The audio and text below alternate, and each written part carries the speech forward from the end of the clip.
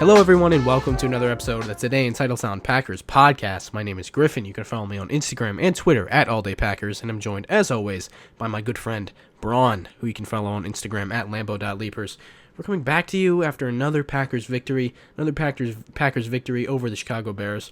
Rodgers still indeed owns the Chicago Bears, and I was at this game, so it's gonna be a fun podcast today. We got some fan questions to ask later, although Bron just asked for them literally 5 minutes ago, so maybe we don't have the best questions, but we got fan questions to answer, and we're gonna talk about this game, preview the Ravens game. A lot to get to. Bron, how are you? Well, Griff, I'm good, but I want to know how our good luck charm is doing. You, because you were at the game and we won again, so I want to know how you're doing. Yes, I was at the game, and we did win again, meaning the Packers are now 3-0 when I'm in attendance. I mean, if the Packers, someone within the Packers organization realizes that the Packers are undefeated with a bigger than small sample size when I'm in attendance, maybe they want to hook me up and let me be there every game, because clearly I bring some kind of energy to the crowd, and they just win when I'm there. It's very strange, but I don't know. What can I say? When you're good, and I'm pretty good at being a fan, so maybe they want to get me in there for every game. That would benefit us quite a bit, wouldn't it? And let's talk about that game a little bit, Griff. A lot of fun. I would like to hear your perspective watching it from the crowd, but, on the television copy, Rodgers looked like he played some of his best ball all year. I think he was near perfect. I mean, some of the throws were just absolutely ridiculous. Must have been cool to see some of those in person. Yeah, it was awesome. It was awesome seeing it in person. I was kind of, stat watching the entire game, the stats they put on the Jumbotron. It's so weird, man, being at a game, because you miss so much. And thinking about these plays now, like I have a copy playing right now, the broadcast version, obviously, and I just saw the Preston Smith forced fumble. I completely forgot about that play. I do not remember that happening. The first touchdown to Lazard, I totally forgot about that one too, because it just happened so fast, and there's so much going on, and you're going to the bathroom, and there's so many people around you, and there's, oh my god, I have a lot to talk about, but it was all Bears fans around me, so it was so annoying in the first quarter when the Bears got up 10-0, because these guys would not shut up, dude. They were the most annoying people. I was about to lose my mind. My girlfriend sitting next to me hardly cares about football. She's irritated as hell. Everyone is irritated of these Bears fans. They're yelling, "Check the scoreboard." It was insane. It's like they've never had a lead in their lives. But it was so funny, because as soon as we started clicking, they did not make a freaking peep, dude. They were dead quiet. It was hilarious. It was honestly almost worth it to sit through their annoyingness in the first quarter. But I don't know. What was I saying? Yeah, I don't remember a lot of this game, and I haven't had a chance to really sit down and watch the game once again. So I'm gonna have some weak points. You always argue that I don't have the best points, Bron, but this week they might be a little worse, because I didn't get the same experience that you got. If you follow me on Instagram, which I'm pretty sure you do if you listen to this podcast, I posted some clips of where I was sitting. Wasn't the best seats in the world, I'm gonna be honest. I have bad eyesight too, so I was squinting a lot. But, it's fun being at a Packer game, of course. Okay, Griff, well, that was a lot. Let's think here. So so I'm interested. So, first of all, I don't always think you make bad points, just most of the time. Okay? Thanks, buddy. That means a lot, dude. Thank you. Yeah, well... Thank you. This is why I love talking to you so much, Bron. Yeah, just to get berated weekly. Is that what you come here for? Yes, that's why I'm here. Okay, well, anyway, let's dive into some... I want to hear your perspective on how Aaron Rodgers played, because I'm sure you tried everything you could to not miss some of those throws, and I've never personally watched him play in person, unfortunately, so I want to know what you saw watching him throw the football in person, what the ball looked like, just because that's what always, fascinated me about the possibility of seeing Aaron play in a game. So tell me how that was. What's cool is that you got to see Scott Tolzien in his one of only 2 starts. So yes, in the front row. That is something. In the front row. That is something you can't ask for. That is, that's premium football. I don't think anyone would experience. ask for that. Well, you got the ref's coin or the ref's referee pin or came whatever. up to me out of all, and of course I'm a Packers fan, and we're at MetLife, and playing the Giants. 2013. Playing the Giants. We lost that game, but at the beginning of the game, before the game, we were right by the Packers, like away end zone, so like where they were practicing before the game. kind of warming up. I was able to see guys like Clay and everybody else, warm up and all that. No Rodgers, but he was on the sideline. I could see from like a distance. They were on the opposite sideline. But before the game, referee comes up to me and he gives me this NFL pin, and that was so cool. That kind of took away everything like that. Like whatever happened after that, we lost, obviously. That season was a bust because Rodgers wasn't playing at the time. But that was such a cool moment. So, Griff, again, I'd like to know about Aaron Rodgers. And did you have any special moments at the game that kind of made it a sweet one for you? It's upsetting that you've never seen Rodgers in person, because it's watching him. I think the biggest thing watching a football game live is, like, when you're watching the TV. Well, first of all, you don't realize how fast these guys are. When you're in person and you're watching, like, actual human beings run around, it's like, Jesus, these guys are athletes. These are the best athletes in the world. And also, you don't realize how far they're throwing the ball. When Rodgers uncorks it, it's like, dang. When Bojo punts it, it's like, Jesus, that's booming. Even the kickoffs are like, dang. It's going so far. You don't really realize that. But Rodgers, even the Bears fans around me, and this is why I kind of like sitting with the Bears fans, because they hate their own team. No one hates the Bears more than Bears fans. No one hates Matt Nagy more than Bears fans. So that was entertaining. But they all respected Rodgers, and they were all talking like it was like a big group of them sitting right behind me, and they were like, you can never count out Rodgers, though. That's the thing, man. You just can't count him out. You know how this game's gonna go. When they were up 10-0, they're like, you know how this is gonna go. The second half, they're gonna turn around. The Packers are a great second half team. I'm like, Jesus. This is pretty fun. And they respected Rodgers, so it wasn't the worst situation in the world. But what was your original question even, Bron? What's it like watching in person? It's really fantastic, and he had a great game, dude. It's funny. It's funny that he always has these great games when I'm in person, because 2016, Week 1, Jacksonville Jaguars, he throws a dime to Devontae with Jalen Ramsey pulling him from the back of his jersey. Everyone remembers that throw. And 2018, he had maybe the best game of the season against the Falcons, other than the Week 1 game. They come back against the Bears. That Falcons game, Joe Philbin's first game as head coach, he had a great game. I think it's something about Rodgers. That's why they're 3-0 when I'm there. He knows I'm there, and he knows that he's got to put on a show because I paid a lot of money to be there. Yeah, I don't think it's a coincidence, Griff. I mean, he clearly, as we've pointed out before, and we will continue to make this joke every single time, he sees you in the stands, he kind of points like Babe Ruth, and just kind of has one of those days. One of those amazing days. After the game, my girlfriend and my mom, they're like, let's get out of here. And I'm like, I want to go down by the tunnel, because I was in the end zone. And I was like, I want to go down by the tunnel and, chant MVP maybe, see these guys doing their interviews and whatever. They're like, yeah, have fun with that. So I went down there by myself, and I got to be a part of the MVP. And God, that was so special. Seeing Aaron walk off the field, he did the belt twice. That was really special. It was really fun. Yeah, that was awesome. I did see some of the clips after the game where the way he was just like doing the belt. He was like, "Don't mock it. What are they doing?" Yeah. Every time. That's another thing, dude. I'm talking a lot this podcast, Bron. I'm sorry. You can't. No, you have a lot to say. This is exciting. This is very exciting. It's just going to a game is just so much fun. Lambeau Field, such a special place. It's really just so awesome. What was I gonna say? So my mom at one point when we're down 10-0, my mom's like, let's hope that I think it was on the Bird touchdown, like the end around. You remember that one up the sideline? I sadly do remember that. Yes. Yes. My mom was like, let's hope he does the belt. Let's see if anyone did the belt. Maybe they did the belt so we can come back. And I was like, haha, yeah, maybe. Only to find out that Robert Quinn actually did the belt when I get in the car and I'm seeing all the memes. I'm like, wow, it's too funny. What do you think? There's anything to Rodgers? Like, obviously he's such a chip on the shoulder guy. Do you think he really like activates when he sees guys do the belt?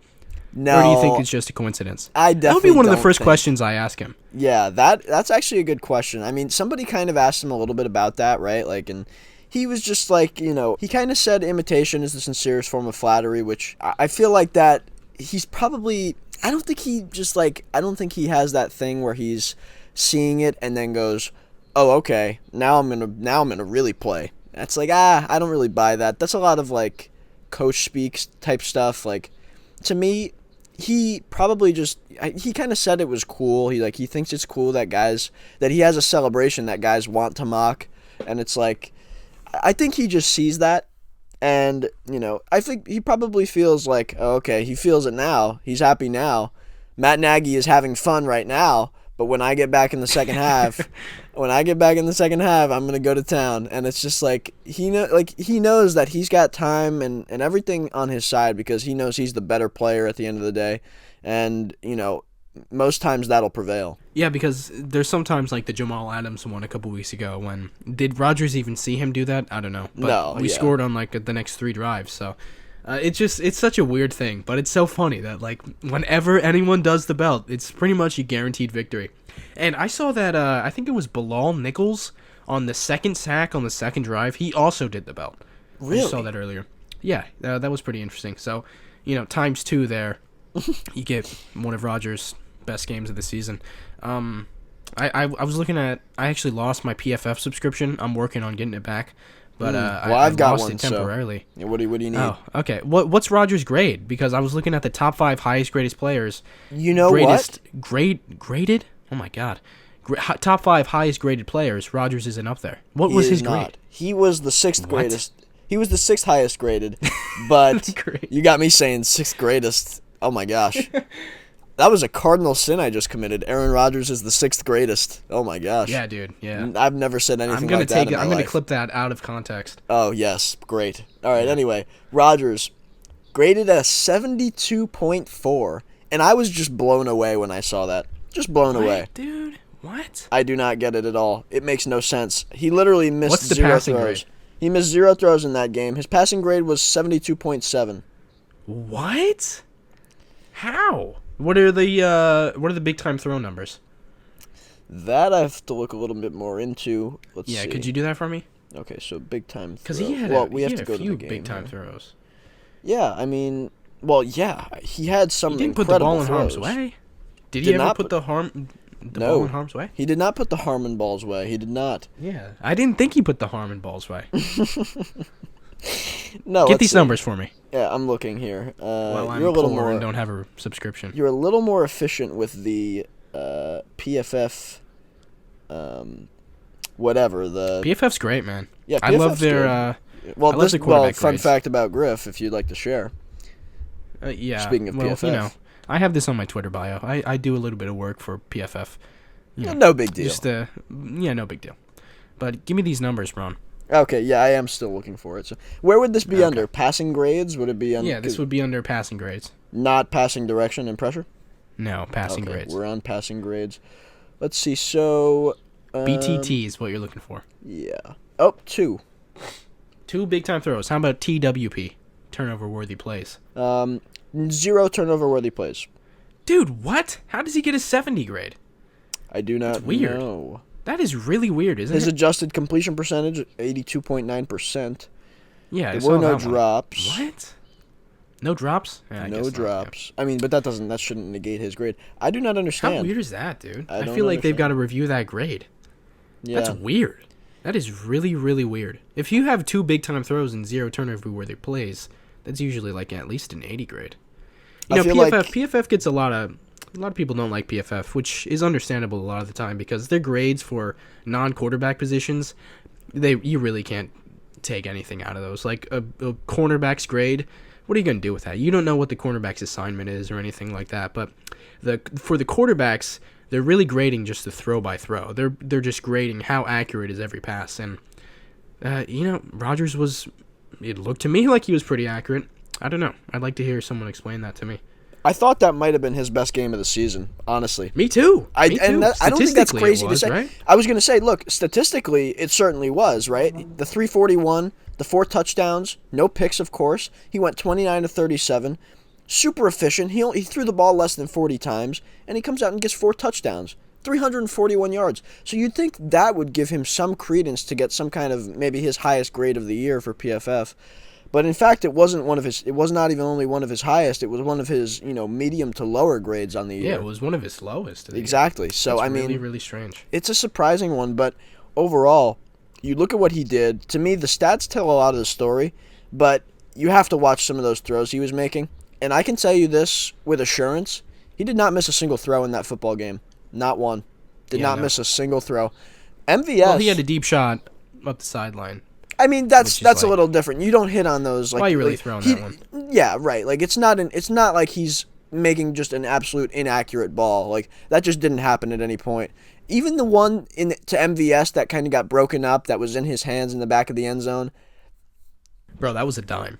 That was a gorgeous throw. Could have been caught, like, and then of course they got it on the 4th down with Lazard after, but Devontae catches that one. Yep, Devontae does Rodgers, make that catch. He's heating up, dude. He's the ultimate December quarterback playing in Green Bay. He has been on fire. Absolutely on fire. By the way, fire. It wasn't too cold. It was only 36. Right. We packed. I'm from Florida. We way overdressed. My girlfriend's coming out there wearing bibs for hunting that my uncle gave her. She had to take them off because she was sweating. But yeah, we were way overdressed. It really wasn't that cold.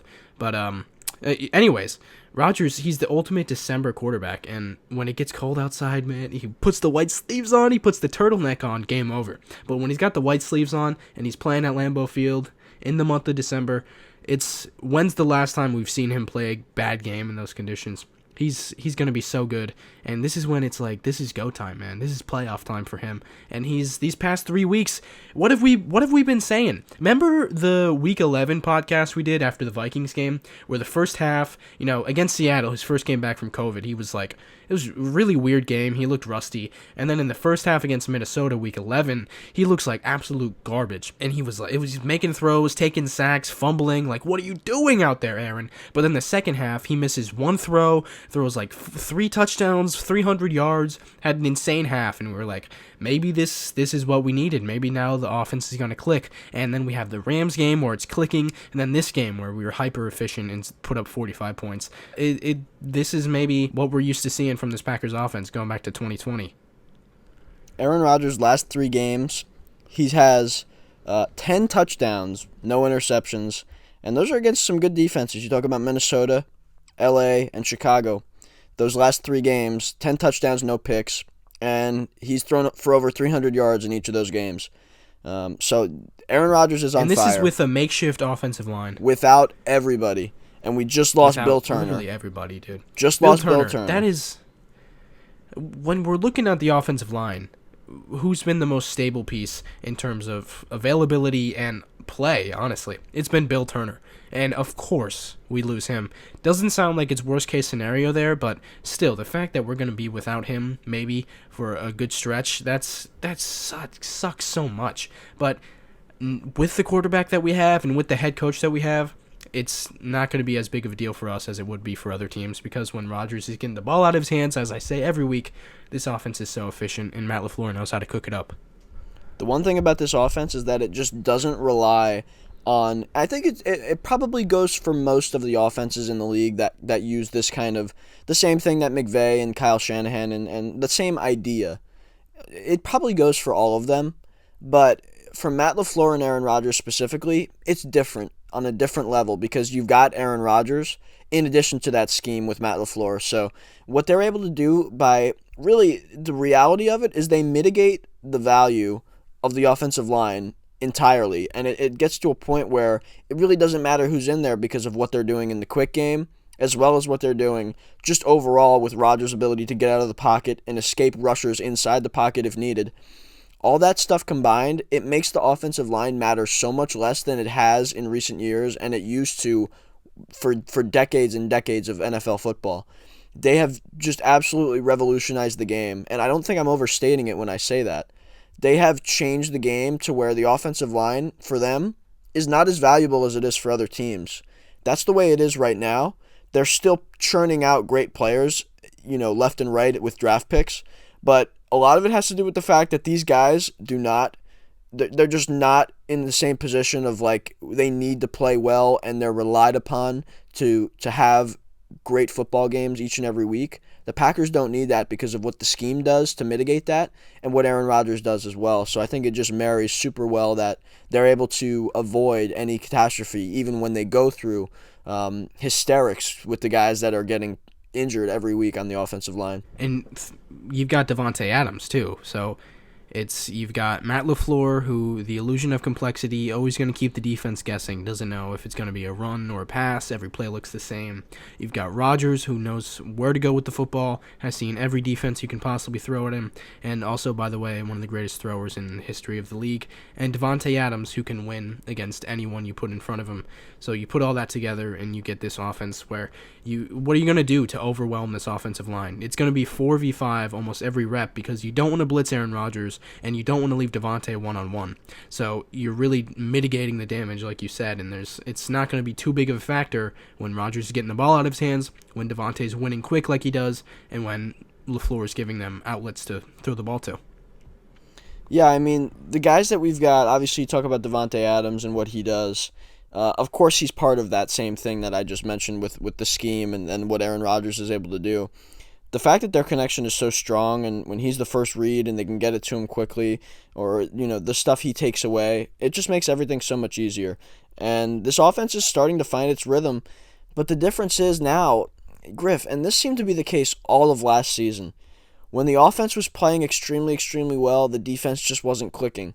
And when things shifted, this was more so 2019 this was going on, but it was the case last year as well down the stretch in the playoffs. That kind of reappeared.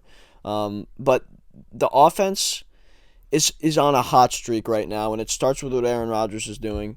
But then you look at the defense, and this is the third game in a row that they've allowed a good chunk of points to a team that they probably shouldn't have, right? And, you talk about the Rams, and they've got a good team, and Minnesota's got a good offense, but they should not be putting themselves in this position when we've played the way we have all year on defense. And it's been... I love what the guys are doing still. I feel like we're making a lot of plays.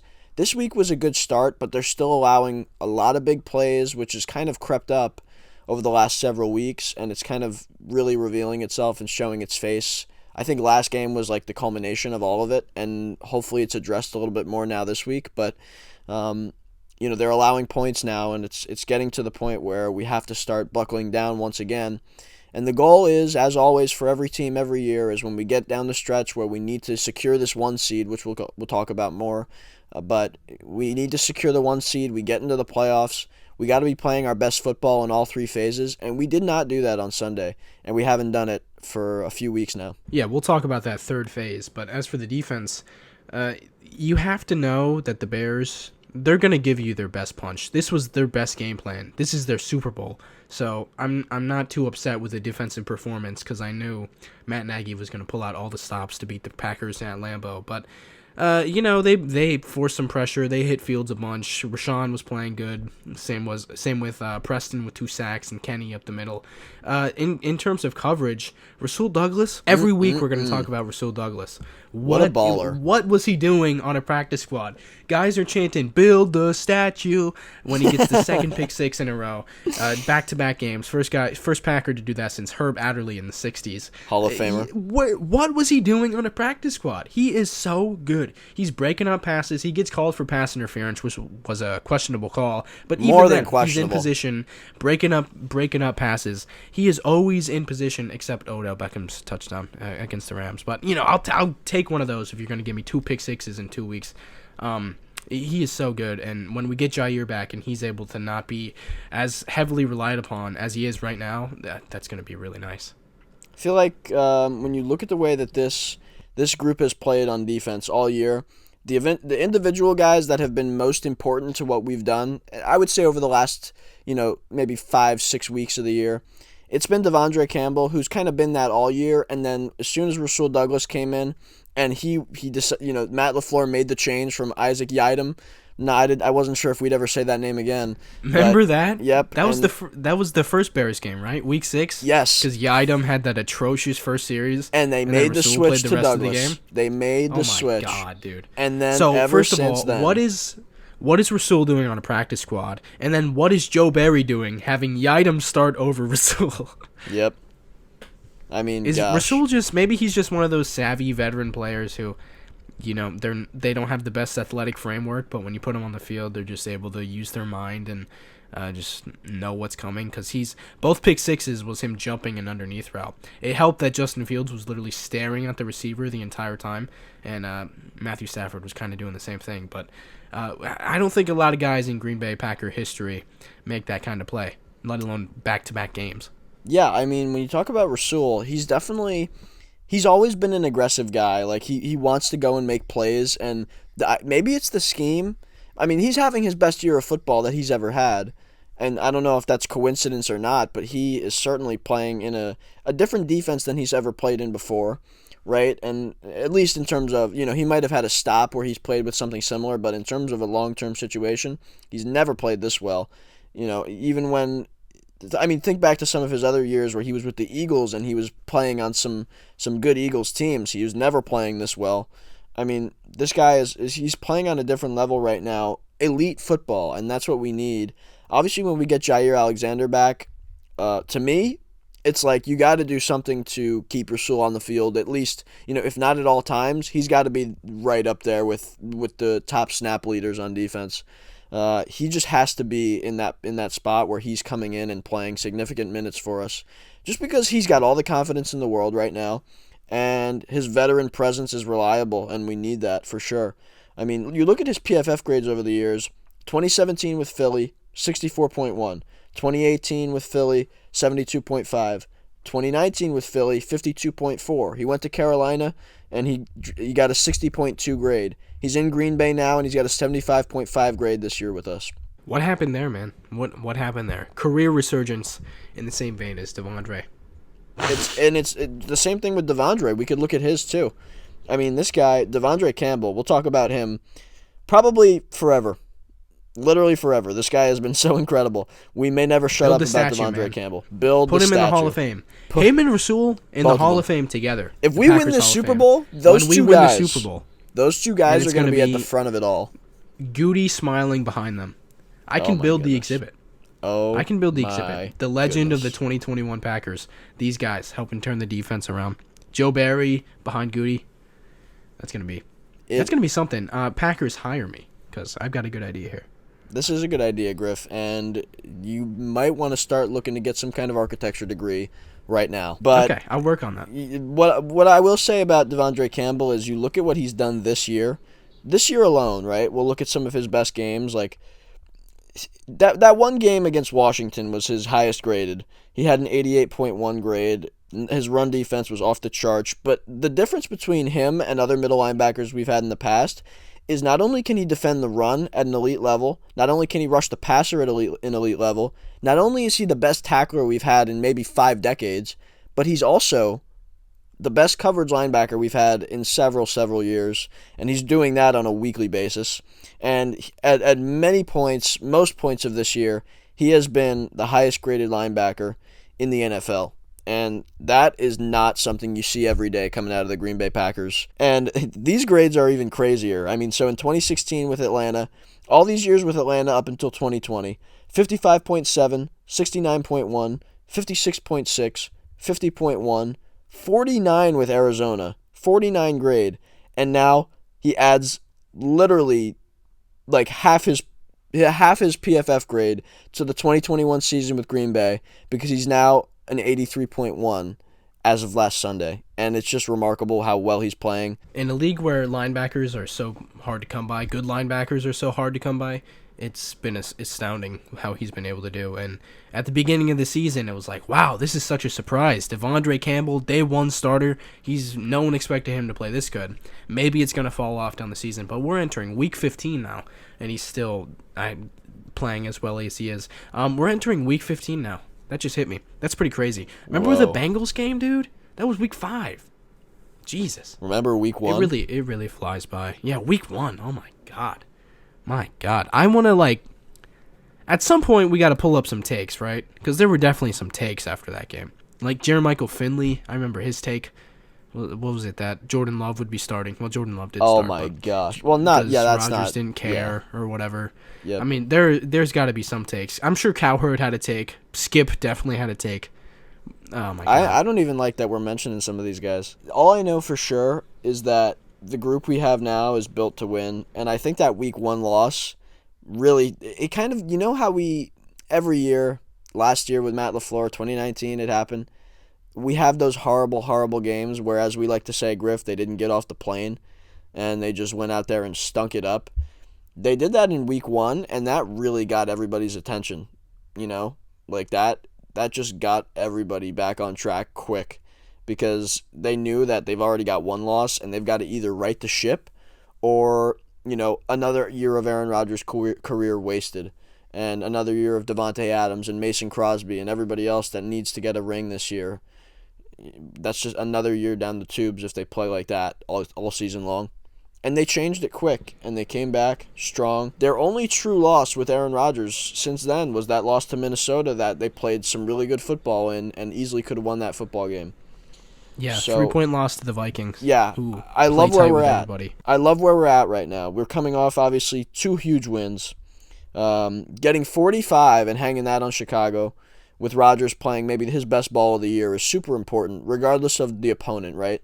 To get 45 points on the board and have Aaron Rodgers play that well is huge to this football team. And then obviously in LA, not in LA, but what we were able to do against them at Lambeau was crucial to our playoff hopes. And now, Griff, if you want to start talking about the big picture, we are currently, your Green Bay Packers are sitting as the number 1 seed, not only in the NFC, but in the NFL. We are the best team with the best record, and we are in a position to where December, January, February, not technically, but we will be going through Lambeau Field in the playoffs if we are able to win our final 4 games. How do you feel? Yeah, run the table. If we win our next 7 games, then we're Super Bowl champions. Whoa. For once, Bron, we were able to watch Monday Night Football because we're releasing this on Thursday. We needed to watch that game. We had to watch that game. We needed to watch that game. We needed to watch that game. If we were going to record on Monday night, then we would have been recording at 11 o'clock Eastern time because we had to watch that game. What a game it was, because it comes out during the day on Monday that the Rams are pillaged by COVID. What do you know? The Cardinals, they just keep getting these breaks. But what do you know? The Cardinals, once again, let it get away from them and lose a game to a team without any of their starters that they absolutely should have beaten. And now the Cardinals are in a position where they're 10-3, and the Packers, of course, we have that head-to-head tiebreaker, which we knew back in Week 8. We knew that would be so important, and it is, because now we're the number 1 seed, and we just got to win out. The Rams, I don't know what to make of them because we beat them, so I guess it doesn't really matter. But the Cardinals, more importantly, their defense looked pretty faulty, as all defenses are in the NFL, and their offense just couldn't get enough put together there. So they lose. We're the number 1 seed, and as of right now, the playoffs are coming through Lambeau Field, and that's exactly what we need. That's exactly what we want, and that is the path to another championship in Titletown.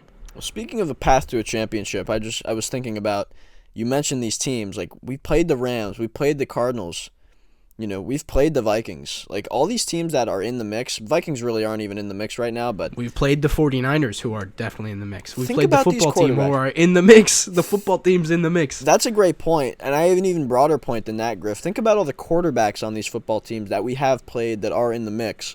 Even Tom Brady. We haven't played them, but even Tom Brady, you look at what he's done this year.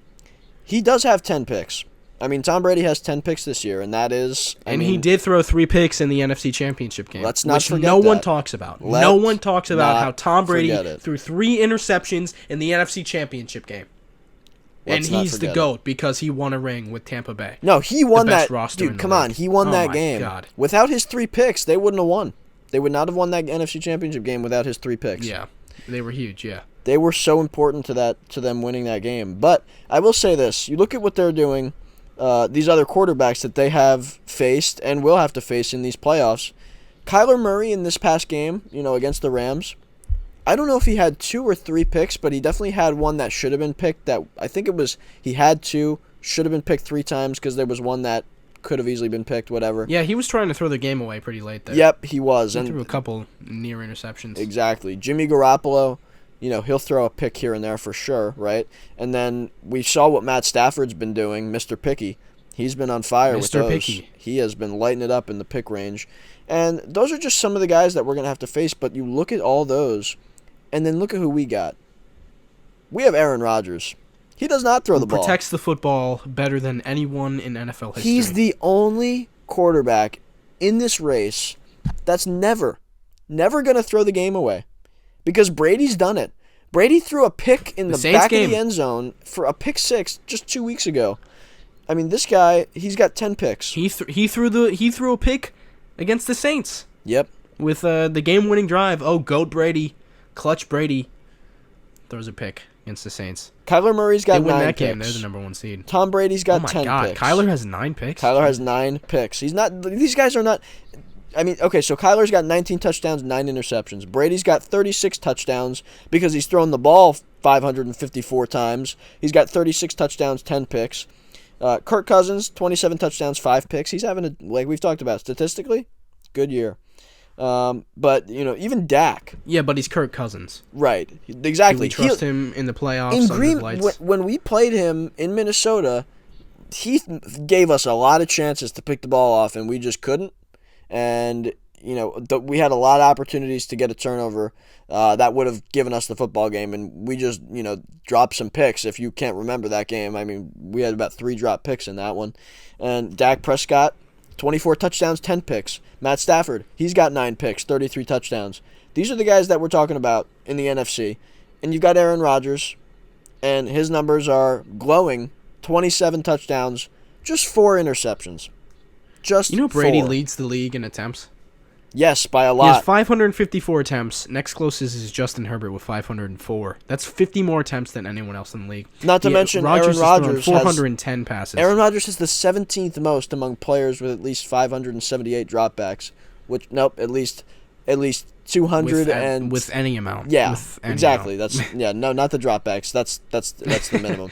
But it's just crazy to think about. And Rodgers has 27 touchdowns and just 4 picks. 7.9 yards per attempt versus Brady's 7.5. So, this is what we always argue, Bron. Brady's going to win the MVP. But you put anyone I don't else buy that. in his... You don't think he's going to win the MVP? No, I don't, because Rodgers is going to keep playing like this. We're going to be the 1 seed. How do they argue against that?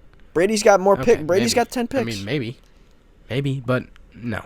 I don't think anyone cares about picks when they look at 36 touchdowns and 4,100 yards.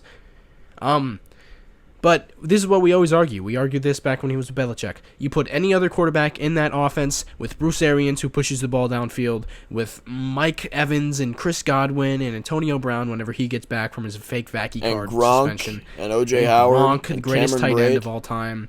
When you have him throw the ball 554 times through 14 games or 13 games, anyone can match this production.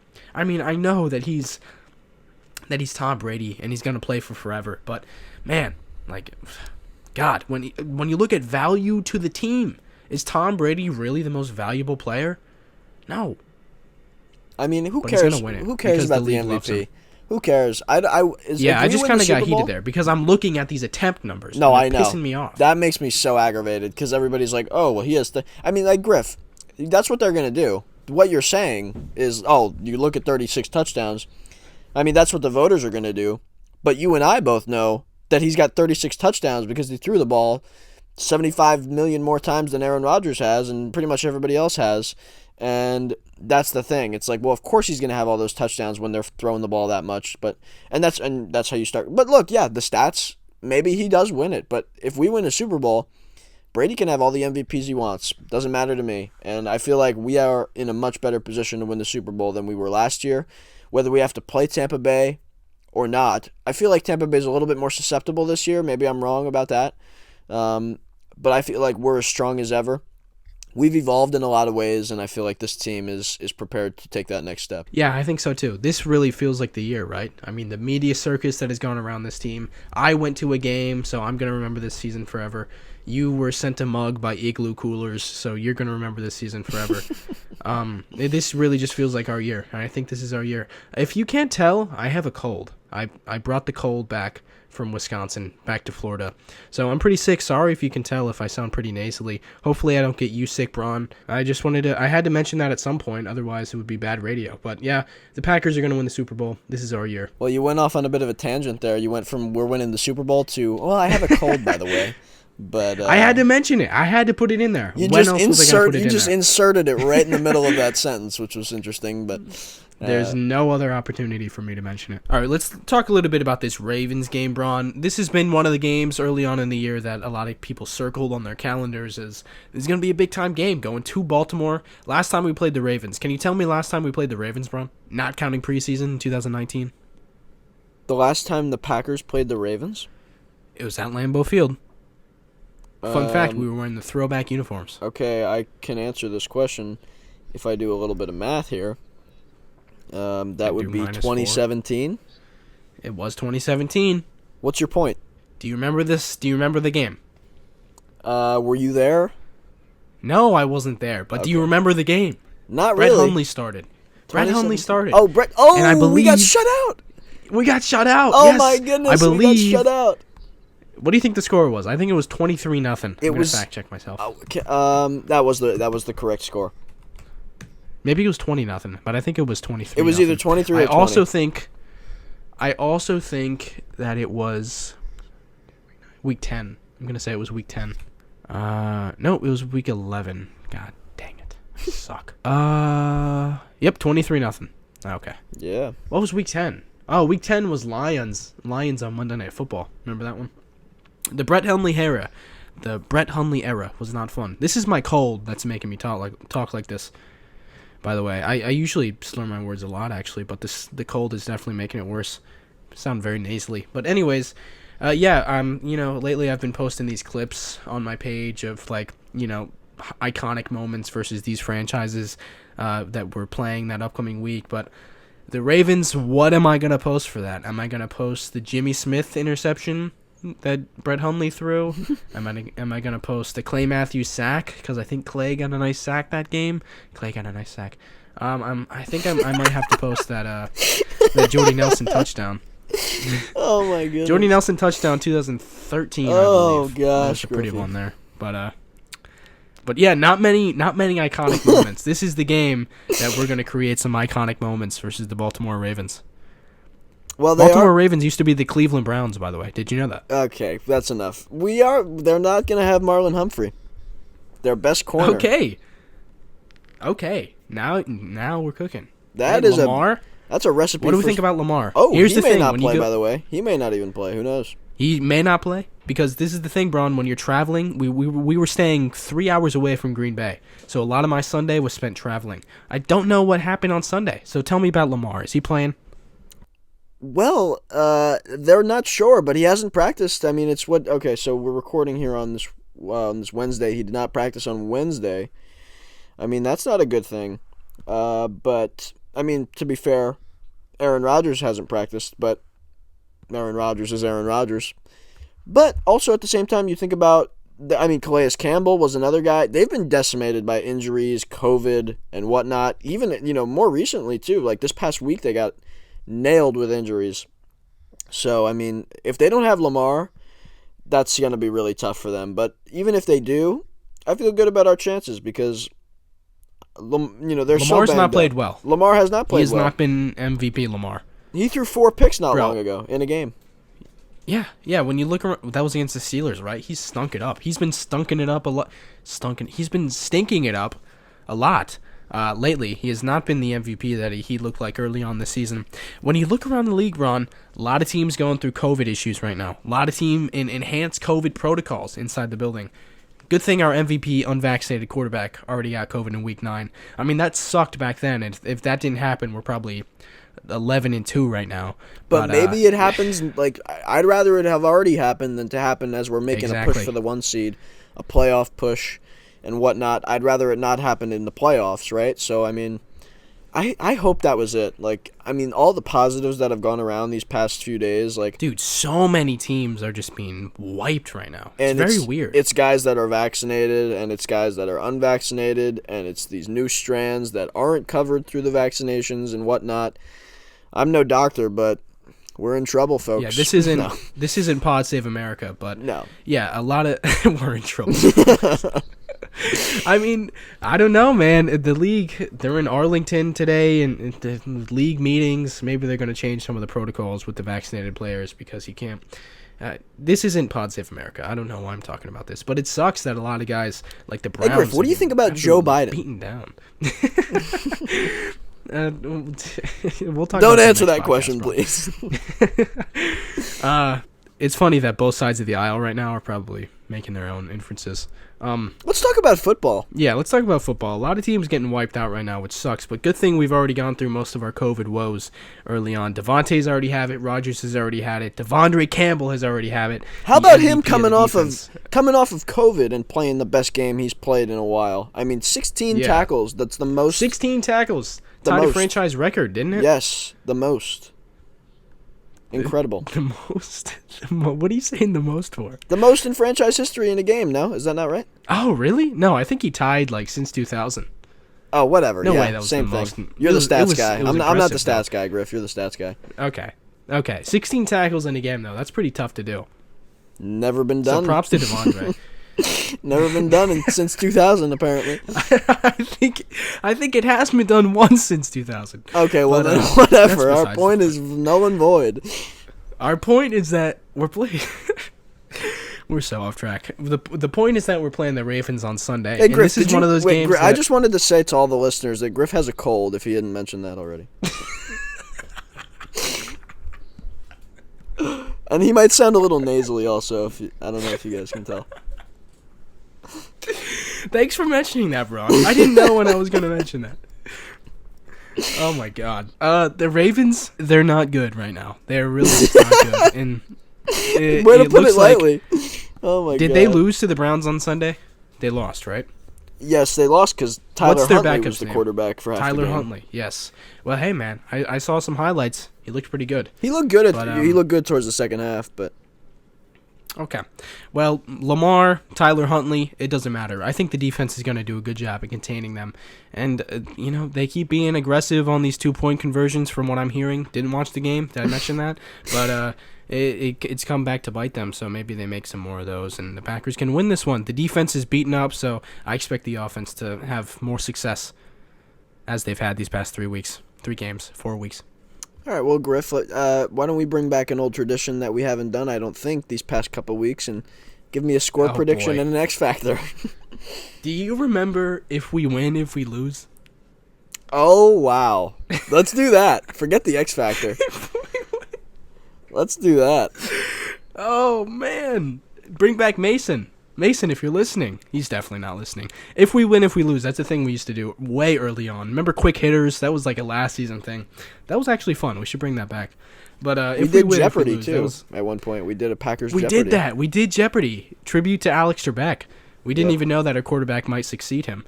Yes. Do people say that? Succeed him? Yeah, okay. Yes. If we win, if we lose, that's the thing we did early on in the podcast, 2019, where we would say, okay, if the Packers win this game, why? If they lose this game, why? So give me your if we win, if we lose, Bron. This is a one-time thing, by the way, because this is awful podcasting. No, we're not doing this. Why not? No, we're not doing this. Well, the name is stupid. If we win, if we lose? Come up with a better name then, and let's see how it goes, everybody. I came up with the name of the podcast. It's your job to come up with the name of something. Okay, anyway. If we win, it'll be because Lamar Jackson probably didn't play, or because we're able to kind of neutralize what he's doing in the running game. Or, it's got to be something like that. I think we'll be able to do what we want on offense. Marlon Humphrey is, he's not playing, right? Calais Campbell is banged up. I mentioned that already. Those are probably their 2 best players on defense. Then again, we're missing our 2 best players on defense, but the difference is we're operating at a high level with or without them. So, and this offense is just playing too well. Aaron Rodgers is on a hot streak. The Ravens have been one of those teams that just have been decimated all season. Remember early on in the season when they had no running backs? They were bringing Le'Veon Bell, and Devontae Freeman was scoring touchdowns. And it hasn't stopped since. Their cornerback situation is not ideal right now. Yeah, I mean, they're definitely... and I think they lost another guy, too. Like, they're just losing players left and right, especially in that secondary. So, I do like our chances. But if we lose this game, we're it's probably going to have to do with the fact that the Ravens front is super disruptive against our offensive line that is certainly beaten up. Maybe the pass rush just gets to a point where they are having they're not able to operate, the same way, where they're getting the ball out quick, and the scheme and married with what Aaron Rodgers is able to do outside the pocket, maybe it just doesn't work, and the Ravens are able to get pressure and disrupt everything we're trying to do on offense. It's just, it seems unlikely, the idea that we won't win this game. If Lamar plays, though, it's going to be tough. I remember that preseason game where he absolutely ran all over us and had that one crazy run for the touchdown. Like, if we can't control him in the running game, if he were to play, that could certainly be a big thing that could have us losing the football game. Yeah, well said. Remember he hurdled Jair on that touchdown run? That two Louisville teammates right there. Pretty rude of Lamar there. But if we win, here's my if we win, if we lose. If we win, it's going to be because the offense is able to roll as they've done the past 3 games, and the defense is able to shut down Lamar as most defenses have been able to in these past couple months. But if we lose, now, I don't want to mention this, but if we lose, maybe it's a Packers, Aaron Rodgers doesn't like the energy type game. Aaron Rodgers didn't feel the energy during pregame warm-ups, and they didn't get off the plane. And maybe Don Martindale is able to throw a bunch of stuff at Rodgers and confuse him and disguise stuff pre-snap, and because he's one of the better defensive coordinators in the league, very experienced, and he knows what he's doing even with an injured defense. But if he's able to confuse Rodgers and Matt LaFleur and they're not able to answer, but honestly, I just don't think they're going to be able to put up points. Eventually, you can't slow down Rodgers for an entire game, unless you're the New Orleans Saints in Week 1 playing in Jacksonville. But you're not able to slow him down for the entire game. He's going to score points. Like the Bears, the first quarter, it looked ugly. I was thinking, am I going to have to leave this game early? Am I going to have to cry on the way home? But, the Bears fans behind me, they said it right. The Packers are so good in the second half that, I don't know. I just don't think there's a way that the Packers are going to lose this game, knowing how poor the Ravens offense has been. I think we're just going to be able to put up more points than them. And what wins you games in football and sports? Scoring more points than your opponent. Deep analysis there, but that was a good point overall, I think. Now, Griff, if you'd like, we can take some fan questions that were submitted. Okay, yeah. I'm watching this game. Senor Cheesehead was at the game. I didn't see him. He was in the front row. I didn't see him. The jump around, I didn't know they did the jump around. I thought that was only at Wisconsin. Did you? It must have been electric. That must have been electric. Oh, yeah. It was pretty fun. Yeah. I mean, the way they were showing, we're winning that football game, Griff, and everybody knows we're going to win that game, and just the energy in there. I mean, Bears fans were jumping around. It felt like... Yeah, Bears fans were jumping around. It felt so... Yeah, it felt extremely powerful. Extremely powerful. Like, watching that on TV, moment. It must have been so cool to be there, jumping around, up by, whatever we were up by at that point. It must have been amazing to see. Nothing beats the touchdowns, though. The touchdowns were really special. How about that pick six in person? It was the pick six. That was the most electric that it felt. And this drunk guy behind me who he early on in the first quarter he yelled at me because apparently I was in the wrong seat, which I was. But he was pretty mean to me. He was a Packer fan. He was pretty mean to me. Yeah, I was in the wrong seat. But then he has to come down and sit next to me, and he's high-fiving me for every touchdown they score. And on the pick six, he's like, Rasul Douglas, baby! Rasul Douglas, baby! I mean, he was really drunk, but... Yeah, it was pretty cool. I was like, okay, so we're tight now. We're tight. We've moved past this little blip we had in our relationship, and now I got his phone number. No, I didn't get his phone number. He was a cool guy. I was gonna say he was very drunk by the end of it. Yeah, well, first of all, I was kind of asking about the pick six, but then you just started turning it into just this little fan interaction story, which is cool. Dude, I got so much to talk about. There was a Bears fan in front of us who got progressively more drunk throughout the game, and he was a hoot and a half, bro. He was hilarious. He was every Packers good play was a middle finger, F you, F this, F that, screaming at everyone. At one point, a Bears O-lineman got hurt, and he said, "Get off the effing field, next man up, baby, get off the effing field." It was hilarious. But then after the game, he left in like the 2-minute warning. After the game, he gives us all fist bumps, and he's like, "Hey, man, good game. I hope you guys go far in the playoffs." And I was like, that's what this is all about, man. You get drunk at a Packers game as the Bears get blown out, and you fist bump the opponents. I was telling my mom this. I think if we were playing the Vikings, it would have been a lot more hostile, because I hate the Vikings 10 times as much as I hate the Bears, and I'm pretty sure Vikings fans hate the Packers 10 times as much as we hate the Vikings. So I don't think we're going to be fist bumping each other when we're playing the Vikings. What did you say? What? What? That didn't make sense to you? Do I have to repeat that? They hate us 10 times more than we hate them, but you hate the Bears? I think so. But you hate them 10 times more than you hate the Bears? Yeah. That's a lot of math for my day off. Okay. Your day off. It's Wednesday. Whatever. It's no day. No, who do you hate more, the Bears or the Vikings? Some people say no days off. Well, I say all days off. And okay. To that, I say I don't really care. I'm one of those people that, like, they're so below us. Oh, okay. They're so below us that I don't even think about them. At one point, one of the Packers fans behind me said, "We hate the Bears, we despise the Vikings, and we feel bad for the Lions. That's how the division works." That's true. I like that. We just feel bad for the Lions, man. That's funny. Yeah, I always find myself every time it's Lions versus Bears or Vikings, 100% rooting for the Lions. Oh yeah, always. Well, the Lions are always the worst team, so. Yeah, that's probably why. Yeah. What were we talking about?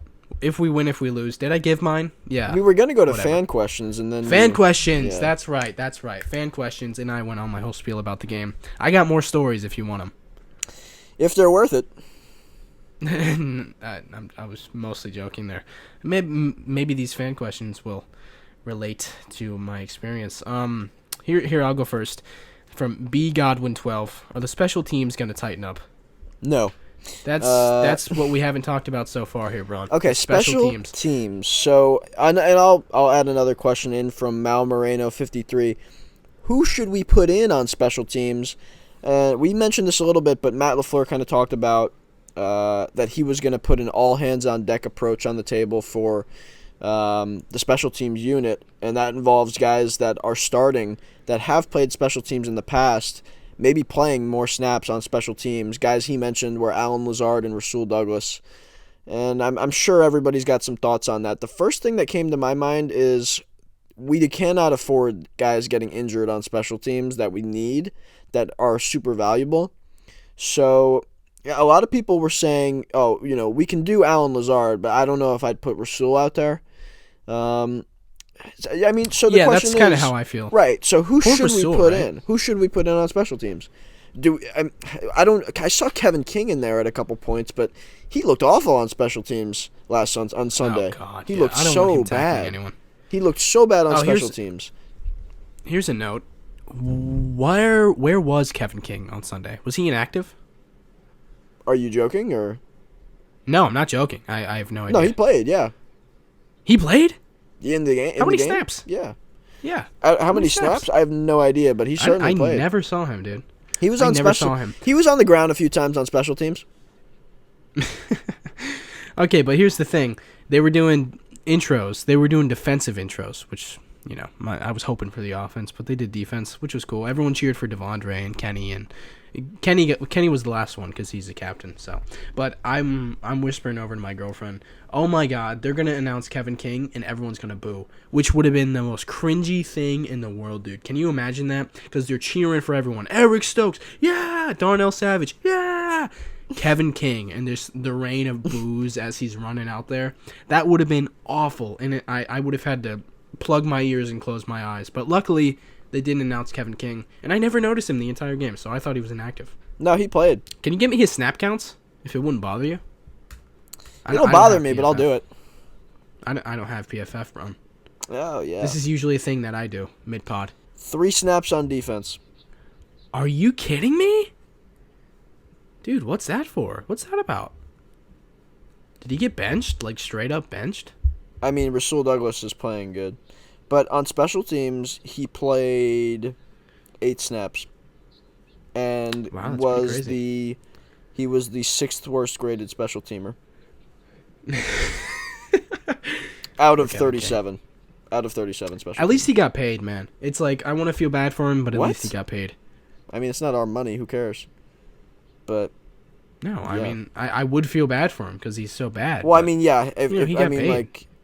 I guess he's had a better NFL career than a lot of guys. He's had a better career than most Americans.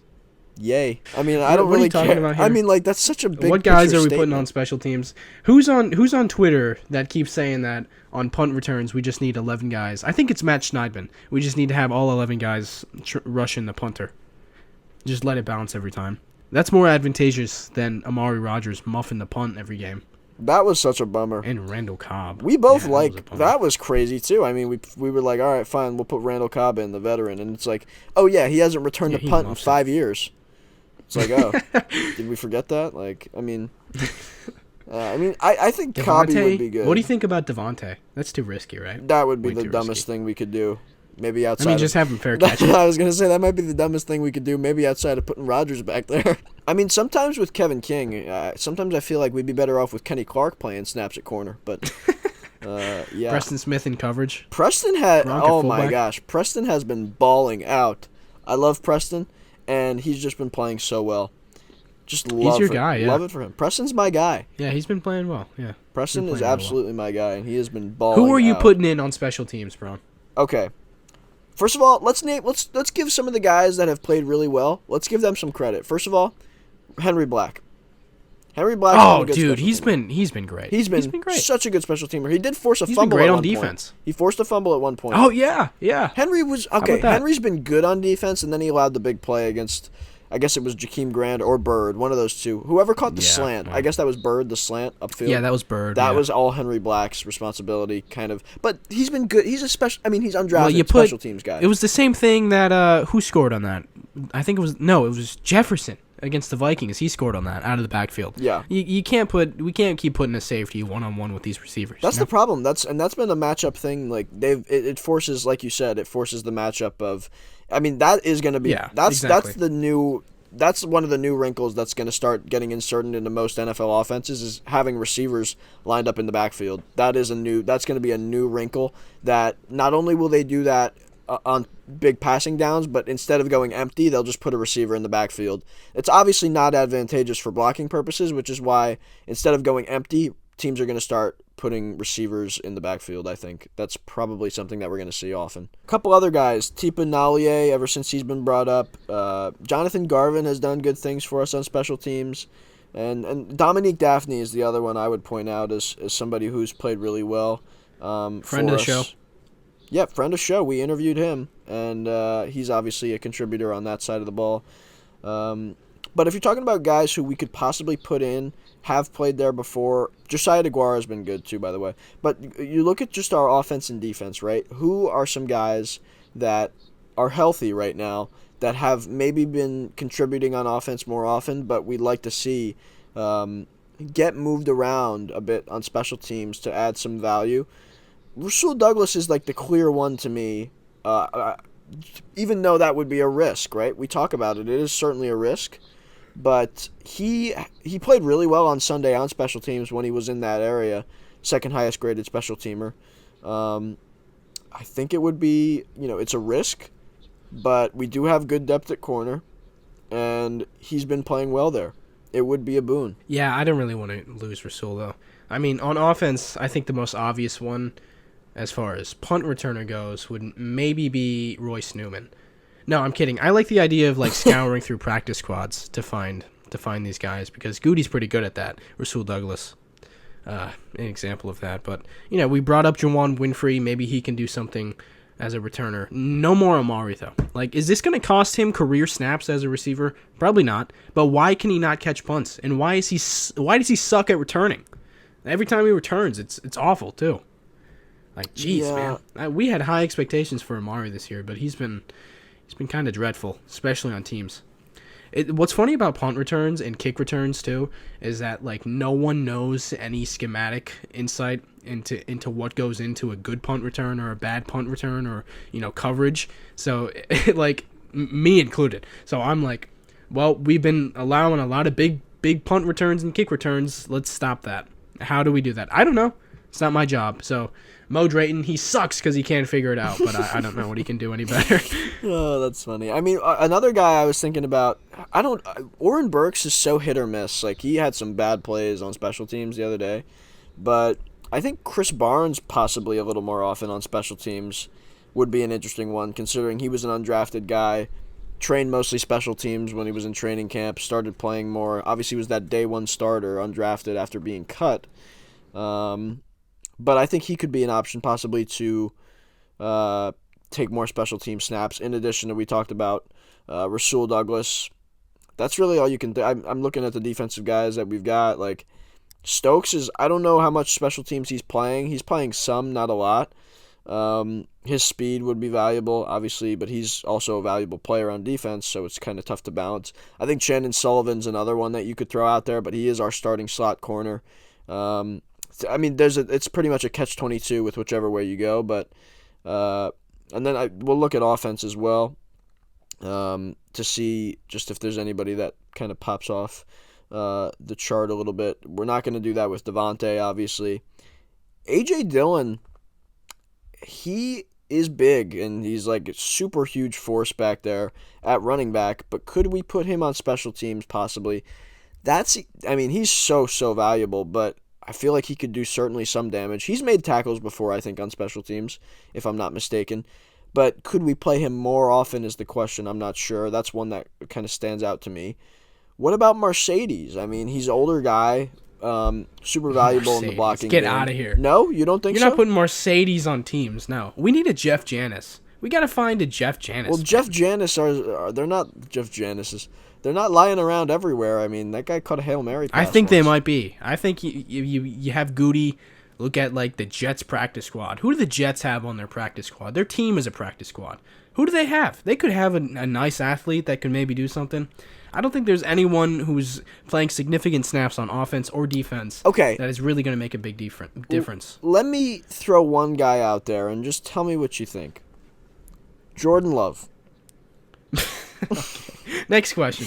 Okay. Next question. Yeah, well, I don't know. Special teams sucks. Teams sucks. And as of right now, special teams is going to be one of those things where we're spotting the opposing team points every now and then. We're going to, like, we spotted the Bears, how many points, how many drives with good field position, and it's just something that we got to deal with as a team. It's crazy that it's getting worse. I mean, that's not something I anticipated. I mean, how many times has Mo Drayton said that it's going to improve? That was the worst special teams performance I've ever seen. Dude, it kept getting worse, too. The onside kick, of course. Oh, yeah, and of course MVS's hands just turned to dust for the first time in, a year. Yeah, I know. He's been so good with the drops. Yeah, then dropped that end zone pass. That should have been caught. It was a tough catch, but should have been caught. Then, of course, onside kick pops right off his hands. Hope we don't have that issue now with him. That would suck if he's now got the drops. I know, yeah. If he's in his head again. Oh, no. Early on in the second quarter, I'm thinking about how this is one of the worst special teams performances that I've seen. The Mason Crosby kickoff out of bounds. Bojo shanks a punt. How many kick returns did we give up? The punt return touchdown, 97 yards. And then the muff from Amari. It's like, oh my God, it's getting worse. How can it get worse? And then, of course, the onside kick at the end. Like, oh my God, I've never seen anything like this. The only thing that didn't happen was Crosby missing a field goal. He was, 7 for 7 on extra points and field goals, so good for him. I'm glad Crosby's back into it. He's still the guy I trust the most in that whole unit. He's still that guy. Well, yeah, he's the veteran. You know what's funny? When he kicked it out of bounds, there was a Bears fan sitting next to me who was yelling, "Oh, blame the holder, Crosby! Blame the holder, you big baby!" Wow. And I was like, I don't know. How does he know that Crosby blames the holder? How does he know that? I assume maybe he lives in Wisconsin and he watches a lot of, Packers media just because he lives in Wisconsin, so maybe he knows that. But I was like, I wanted to turn around and ask him, like, how do you know this much about the Packers? That's funny. Okay, let's see. How worried should we be about special teams? Will Green Bay special teams come back to haunt them? All these special teams questions. A lot of special teams. A lot of special teams questions, yeah. Okay, well, let's see. Do you think Ja and Bach are playing this week or next week? I would say no to Ja this week. David, I doubt. So I'll say next week. You think Ja's coming back next week? I would say yeah. Wow. I'm done predicting when these guys are coming back because I really don't know. And the way that we're winning games without these guys, maybe they just hold them off till the playoffs. But That would that's be a the risk. worst Maybe thing. just. I know that would suck. No, because they're not gonna even come back because like, rusty oh, I and- want to see them play or anything. Like, if we insert them in in our first playoff game, that's a rough situation, I would say. Yeah, and then these guys, the chemistry. They're not Yeah, used that's to a playing bad with each idea. other. I think. Yeah, I think that's a bad idea too. But I mean, the way things look right now, I mean, Bakhtiari's finally practicing. He was limited today. Jair's been practicing for this is the second week practicing, I believe. So maybe he comes back. But a lot of these guys, we think they're coming back earlier than we are. Bakhtiari, especially, he's one of those guys where we literally thought he would maybe play week 1. Then we literally think that he's coming back week 7, week 8 for sure. And we're going into week 15 now, probably not even going to play. Like that is the most depressing one. And then Z, he's teasing on Instagram during the bye week, and none of them come back for the Bears game. So I'm done predicting when they're coming back, but I hope it's soon.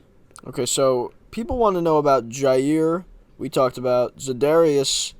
He hasn't practiced yet, but his is probably a little easier. I would say once he's practicing, he'll be out there. I would say like he gets a weekend of practice, and he'll be on the field that week, I would say. With David, it's a little bit more temperamental, I would say, because of the knee injury, the ACL was huge. He got the cleanup, the scope. He's going to have to, once he comes back, it's got to be like he's there for good. They can't have it to where he does it again or, some kind of major issue happens. The other one, 2 people want to know, Josh Myers. He is going to be an interesting one because once he's back in the fold, that will be, we could get in a spot where it's David and, then the guard spot could be maybe Lucas or if not John Runyon, one of those 2. Then we've got Josh Myers, and then I would say, I guess John Runyon. Lucas has got to take over at right guard. Yeah, that's probably the case. It'll be. I guess it would be. My guess is it'll be David, Lucas on the left, or Runyon on the left. Excuse me. Josh Myers at center, Patrick on the right guard spot, and then Turner at right tackle. That's considering some of the lines we've put out there this year. That's not bad at all. Yeah, I agree. So hopefully we get that by playoff time. Josh Myers, has Matt LaFleur even mentioned him recently? Because I don't hear a lot about Josh Myers. They feel like he could play. They feel like they have hope that he'll be back at some point, but it's not like a lot of the times I forget that he has an injured knee because early on in the season, remember, he injured his finger. He was out a couple weeks. Then he comes back in the Bears game week 6, and he's injured in the first quarter. Right. Okay, let's talk about the 1 seed a little bit, Griff. James Moreshi says, do you think the Packers can hold the 1 seed? The answer is yes, based on the fact that we've got a team against the Ravens who are reeling right now, loss after loss at this point with injuries to boot. The Browns are so hit or miss. All they've got really is that running game, that and the pass rush. Those are the 2 things. But that can hurt you. So it won't be an easy game. But I feel like we can win that one. And then Minnesota at home, we're gonna want that one back for sure after we lost to them in Minnesota. And then the Detroit Lions, what can be said, really? So I feel good about our chances. Yeah, I like him too. Now the biggest threat is the Buccaneers, not the Cardinals. Yes. The Bucs, they've got a cupcake schedule too. I think they play the Panthers twice, if I'm not mistaken. Back me up on that one, Mr. Playoff Machine. I will tell you that right now. So, looking at the 1 seed race, like you mentioned, now it's Green Bay at the first spot. The Bucs are at the 2 and the Cardinals are at the 3, but we're all 10-3. The difference between the Bucs and the Cardinals is that we have the tiebreaker head-to-head over the Cardinals, as well as the 9-4 Rams, even though they just beat up on each other and they've beat each other once each. So the Packers hold the head-to-head tiebreaker over the Rams and the Cardinals. The Rams hold one over the Bucs, and the Bucs hold one over the Cowboys. Cowboys play the Giants this week in New York. The Rams play the Seahawks. That should be an interesting matchup. Cardinals play the Lions. So that's going to be probably a win for them. But then they play the Colts, Cowboys, and Seattle. So that's a tough 3 games, and I feel like they're bound to lose at least one of those. Which kind of, to me, like you mentioned, it's Tampa Bay and Green Bay. Green Bay's schedule, we've talked about it, at Ravens, Browns, Vikings, at Lions. Bucs have the Saints, which, you never know with the Saints because they seem to have the Bucs number quite often, but they don't have a very good quarterback. Oh yeah, I forgot right? they played the Saints. They don't have a very good quarterback. I feel like That's true. The Bills was probably the Bucs' toughest outing remaining, And they just beat the that Bills was a in game overtime. they should have lost, but they play the Saints. That's what I've heard. I didn't watch. Yeah, it was bad, some of the stuff, but it was a good game. But they probably should have lost that football game. Went to overtime. They let the Bills creep back in. But so it's the Saints at the Panthers at the Jets. They go home for the Panthers for that Week 18 matchup. So you compare the schedules. I mean, if they beat the Saints, then it's the Panthers twice with Cam Newton or P.J. Walker, and then the Jets. I mean, it's probably going to have to be Green Bay winning all 4 games. Otherwise, that will be bad because then it's going to be going through Tampa Bay. And that's tough already as it is. Even to play Tampa Bay in Green Bay, it's not going to be an easy matchup, but to have to go there and try to win is going to be tough. But we could do it, I guess, obviously, but it does not make it any easier. So, and it feels inevitable that we're going to have to play them at some point, no? It does, yeah. It feels like we're due for the rematch of Brady Rodgers. What would that be, 4 or 5? I think it would be 1, 2, 3, 4. I think it would be 5. And a rematch in the NFC Championship game is not unlikely at Lambeau Field. That would be so nice to get another win. And like you said last week, if we're able to beat the Niners at some point in the playoffs and then beat the Bucs in the NFC Championship game, that would be awesome. I think we're done here. We've been going for a long time. Well, I've got a little bit more. Let's look at this playoff picture quick. Oh, boy. What? Okay. Griff, come on. It's the playoff time. We don't get to do this very often. Okay. Enjoy the moments that we get to talk about the playoffs because not many teams do. So Green Bay obviously number 1 with the bye, but the matchups currently, if the playoffs were to end today, you're looking at the Bucs at the number 2 spot facing a team they struggled with last year in the playoffs, the Washington team. So that would be an interesting matchup because sometimes that team looks like they're very good and other times they look bad. So it's going to be interesting, that matchup there. Then it would be Cardinals versus the Niners. That is a super fun one, I feel like. And then even more fun here would be this game, the Cowboys and the Rams, which that would be such an exciting matchup. So in this scenario, the winner, the worst seed would come to Green Bay in the divisional round. And that means number 2 and 3 are automatically ruled out for divisional round. So theoretically, they could not play the Bucs or the Cardinals in the divisional round. It would be, let's say, so Griff, who would win that game, Cowboys or Rams? I think the Rams would win that one. Okay, so they're the 5. It's in Dallas, correct? I think the Rams would win that one. It would be in Dallas. So, but what do you think about? Do you see a potential upset with either the Niners or the Washington team, or do you think the Rams are probably the only team that upsets? I think the Niners could take the Cardinals. I think the Bucs beat the football team pretty handily, even though they lost. So are you? This season. Let's say you predict. Are you predicting the Niners to win over the Cardinals? Yeah, give me the Niners. Okay, sure. so that would mean this the Niners Week come. 15 playoff machine. That would mean the Niners come to Green Bay. There we in go. the divisional round, and that would mean the Bucs would face the LA Rams according to your predictions, Griff, and that would be very, very interesting, I would say, because then Green Bay faces either the Rams, who they already beat, or the Bucs, who would be coming off a really tough game against a team that we beat already, but they would be hot beating a team that won their division. That would be a fun game, and then of course, whatever happens in that game, then Green Bay has to go and at home beat a good football team regardless. So that they're going to have to beat at least one really good team at some point. And I have faith that they can do that because we've seen them do that this year multiple times. The Bucs have lost to the football team, who the Packers beat. They've lost to the Rams, who the Packers beat, and they've lost to the Saints, who the Packers did not beat. But they've lost to 2 teams that the Packers have beaten, and it wasn't close in either of those games. So I don't know what that means, but I do like the Packers' chances against the Bucs this year. But when I think about them getting healthier and Antonio Brown coming back, who was their number 1 receiver until he got injured, until he was outed for faking a vaccination card. He was their number 1 receiver, and he was having such a good year. So him coming back, he didn't play in the NFC Championship game. I don't know who covers him other than Jair, but then we've got, oh God, I don't know. We'll get to that when we get there. Yeah, let's not do that. Which it just feels like we will, right? Yeah, I mean, I remember when Aaron Rodgers in the first matchup with Tampa Bay last year, he said, "We'll see you down the line. We'll see you in the playoffs," and he was right. And I feel like he knows it's going to come down to the Bucs again. He said that to someone this year. Who did he say that to this year? The Cardinals, right? He said it to Kyler. Yep. He seems to have an eye for those things. In 2019, if you remember this, before we went to San Francisco in the regular season, he said, we're going to have to beat these guys at their place at some point, so I'd rather do it now. And then what do you know? We lose to them, and we have to go beat them at their place, and we get blown out for the second time that season. He knows who's good. He knows who's going to be there. He's got the playoff simulation in his head, and of course it's more accurate than any of these media websites.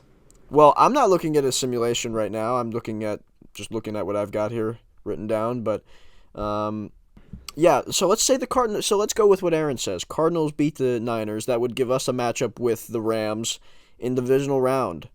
That's a tough matchup. I like that one. I do like us. I like going up against Matthew Stafford. Yeah, Mr. At Picky. Lambeau Field In the cold, Mr. Picky. I mean, he's played in the cold before, but, obviously having to go to Chicago and Green Bay throughout his career. But, that's an LA team, of course, like Odell Beckham Jr. in the cold. We know what happens sometimes there. So let's say who wins that game, Tampa Bay or the Cardinals? Who do you like in that matchup? That would be the divisional round. I like Tampa Bay there.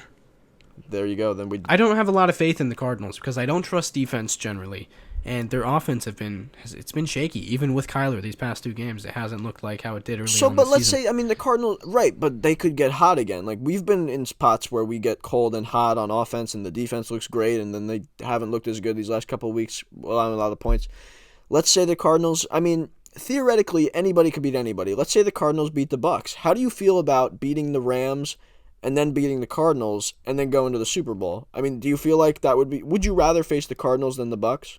Yeah, certainly, but... I feel like that's not unreasonable to have the Cardinals come out and surprise the Bucs, then for us to have to go play the Cardinals. That's our easiest path that I can think of. Well, maybe you prefer. Our easiest pass is the football team upsetting the Bucs. Well, but what are the odds that happens? There's some things that just aren't going to happen. They beat them this year. But what? Right, exactly. Is Tom Brady going to lose in the first round of the playoffs to them? Yeah, no. That's what a media person would say. But are the Bucs going to? Are they going to make that? Are they going to take that loss? That's the question, right? And maybe you think the easiest, realistic possibility would be Green Bay playing Dallas and then having to play the Cardinals and winning, or maybe you think it is the Rams, or But I feel like when I'm looking at this, we're gonna have to beat the Bucs, dude. We're gonna have to beat the Bucs. It's certainly possible, right? Just the way that they're playing right now, we're gonna have to beat them. All right, everybody, that's gonna do it. Griff, give us the spiel. All right, make sure to follow this podcast on iTunes, Instagram. I messed up already. Make sure to follow this podcast on Instagram and Twitter at Today in Titletown, at Today Titletown on Twitter. Make sure to subscribe on iTunes, Spotify, Google Podcasts, YouTube, wherever you get your podcasts. You will find this podcast. Make sure to follow me, Griffin, on Instagram at All Day Packers, and Bron on Instagram at Lambeau.leapers. I'm on Twitter as well, same at. And thank you so much for listening. Send in more fan questions. We're going to ask for them every week. This is going to be out on Thursday this week because I was traveling out of the state, wasn't home, so it's going to be a late release. And you have a cold. Make sure that you're back. And I have a cold. Yeah, I have a cold. So make sure you're back next Tuesday where the next episode will be out, where we are hopefully discussing another Packers victory over the Baltimore Ravens. And maybe Mason will be back with us. We're going to say that every week. Mason is going to turn into just like a Today in Titletown folk hero who, new listeners aren't even sure if he exists or not. Mason does exist. He doesn't listen, so he's not going to hear this, but Mason, please, man, we miss you. Bron, what do you have to say? I just want to thank everybody for listening, as always. If you ever get this far, it means you truly care. So, thank you for listening. It means a lot. If you're listening right now, it does mean a lot, yeah. Yeah. So, obviously, big game this weekend. We got to come out with another win, trying to get that 1 seed. Most important thing. Thanks everybody for listening. As always, go Pack Go. Go Pack Go.